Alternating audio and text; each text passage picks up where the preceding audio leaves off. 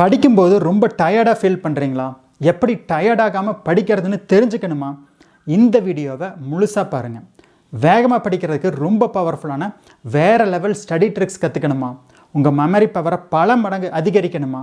அப்போ 3 மணி நேரம் 5 brain secrets to study 3 times faster live கிளாஸை அட்டன் பண்ணி பாருங்கள். எப்படி 3 மடங்கு வேகமாக படிக்கிறதுன்னு ப்ராக்டிக்கலாக கற்றுக்குவீங்க.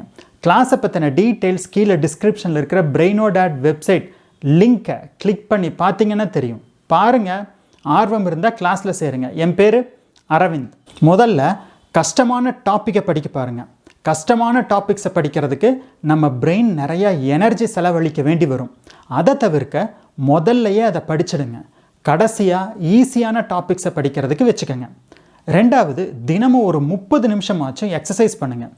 எக்ஸசைஸ் பண்ணினா ரொம்ப டயர்ட் ஆகிடுவோன்னு நிறைய பேர் தப்பாக நினச்சிட்ருக்குறோம். ஆனால் தினமும் நல்ல வேர்வை வர்ற மாதிரி எக்ஸசைஸ் பண்ணுறது உங்கள் எனர்ஜி லெவலை மல்டிப்ளை பண்ணுங்கிறது தான் உண்மை. மூணாவது, தினமும் மத்தியான நேரமோ இல்லை கொஞ்சம் டயர்டாக ஃபீல் பண்ணும்போதோ ஒரு 10 நிமிஷம் குட்டி தூக்கம் போடுறது ரொம்ப நல்லது. 10 நிமிஷத்தில் நல்லா ஃப்ரெஷ் ஆகிடுவீங்க.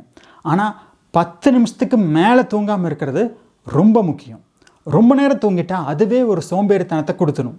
நாலாவது, படிக்கிறதுக்கு முன்னாடி நல்லதாக சாப்பிடுங்க. நட்ஸ், சூப், பழங்கள், சாலட் இந்த மாதிரி உணவுகள் சாப்பிட்றது உங்கள் எனர்ஜி லெவலை நல்லா வச்சுருக்கும். ஆனால் பிட்ஸா, நூடுல்ஸ், கேக் மாதிரியான ஃபாஸ்ட் ஃபுட் சாப்பிட்டிங்கன்னா என்ன நடக்கும்? சாப்பிட்ட உடனே எனர்ஜி லெவல் நல்லா உயரும். ஆனால் அதுக்கப்புறம் டக்குன்னு உடனே குறைஞ்சிரும். அதனால் நல்ல உணவுகளை சாப்பிட்டா நம்ம எனர்ஜி லெவல் நல்லா இருக்கும். அஞ்சாவது, உங்கள் மென்டல் எனர்ஜியை பாதுகாத்து வச்சுக்கோங்க.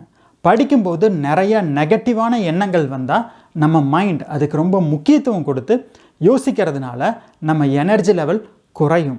அதனால் படிக்கும்போது மனசுக்குள்ளே என்னென்ன ஓடுதுன்னு பாருங்கள். அதை தவிர்க்க முயற்சி பண்ணுங்கள். உங்கள் எனர்ஜி லெவல் நல்லா இருக்கும்.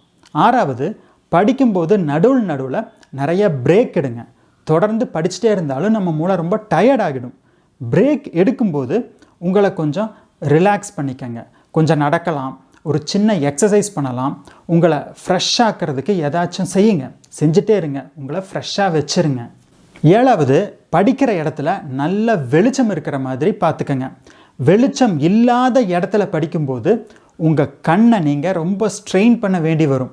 ஸ்ட்ரெயின் பண்ணனா அதுவே உங்களுக்கு ஒரு டயர்ட்னஸை கொடுக்கும். இந்த 7 டிப்ஸையும் ஃபாலோ பண்ணால் படிக்கிறப்ப உங்களுக்கு டயர்ட்னஸே இருக்காது.